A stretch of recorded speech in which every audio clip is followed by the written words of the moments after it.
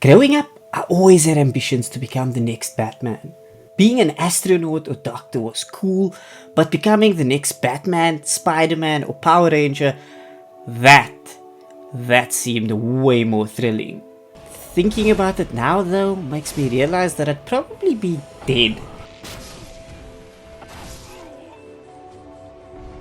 But that ambition is the fuel behind the power fantasy.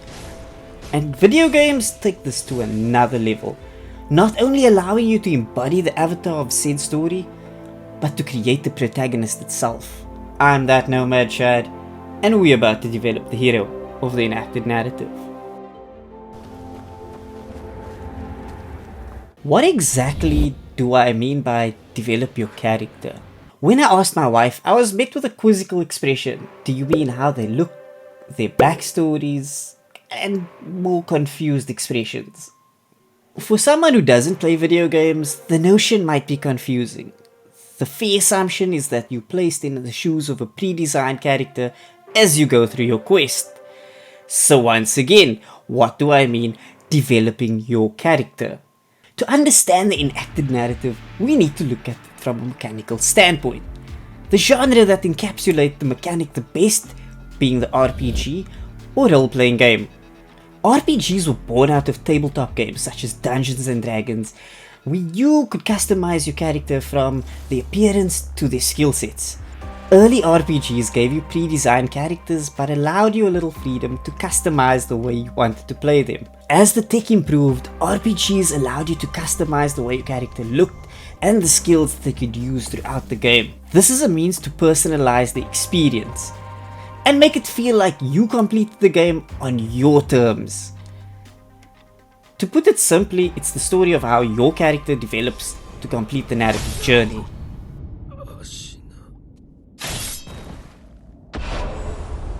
Similar to the evocative narrative, I think the enacted narrative needs to work in tandem with the embedded or emergent narrative. However, it does have the potential to tell its own story. I think the mechanics of the enacted narrative can paint a narrative of its own. The game that exemplifies this the best is none other than the Elder Scrolls V, Skyrim. Skyrim is an open-world RPG set in the fictional continent of Skyrim, a massive Scandinavian-inspired landscape fraught with political tension, dragons, and of course talking dogs. Yeah, Skyrim is now host to giant flying lizards and two-legged catmen.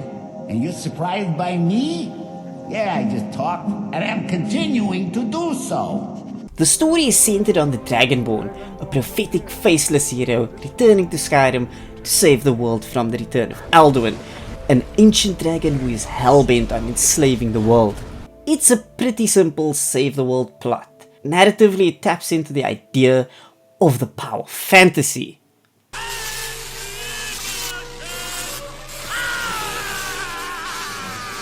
So what is a power fantasy?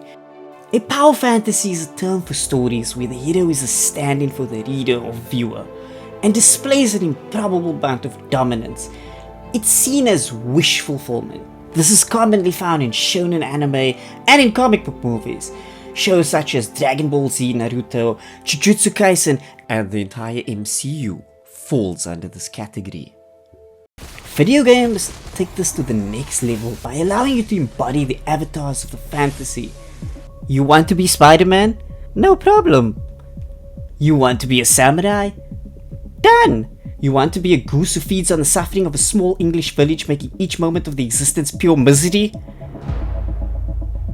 Yes, but games also allow you to create the hero itself. As mentioned before, Skyrim uses a narrative technique of a chosen one. Specifically, a faceless chosen one.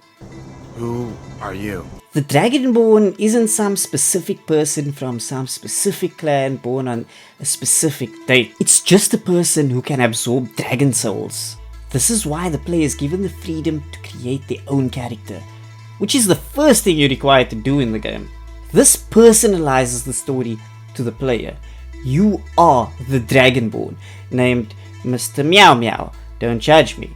In order to defeat a world-eating dragon, you would be expected to train and develop the necessary combat abilities to slay the flying lizard. The game offers a skill tree with 18 different masteries you can try your hand in, each one improved by using it. It's not practical to learn all 18, so you've got to pick the ones that will benefit the way you want to play. So if you want Mr. Meow Meow to be a master thief with a penchant for archery, that's all you. This adds another layer of personalization, allowing you to play the game the way you choose. As you level up and improve, it feels like this is you mastering the skills necessary to navigate the hostile landscape and become strong enough to save the world. Your kind, no place. The final piece of the puzzle is a weird amalgam of the emergent and enacted narrative. I would argue it's more so enacted though, because throughout Skyrim there are different side quests, which don't really affect the main story. Side quests are little subplots for you to complete. They help paint a large picture of the world you inhabit and offer different rewards for the player character. In Skyrim they also shape the political landscape, forcing you to choose between the Imperials, who want Skyrim to remain a part of the Empire, and Stormcloaks, who want freedom, but are also Every night, racist. I walk around the Grey Quarter and let them Greyskins know what I think of them. The damn Greyskin, go back to Morrowind. You can also join a number of guilds with their own rewards and influence over the land. Joining a different one can help further the skill set you plan to develop. Want to be a stealthy archer? The Assassins of the Dark Brotherhood or the Thieves Guild may be of benefit. If magic is your thing, then the College of Winterhold is where you want to be. Or maybe you prefer a little bit more brute force. Then the Warriors of the Companions may be to your liking.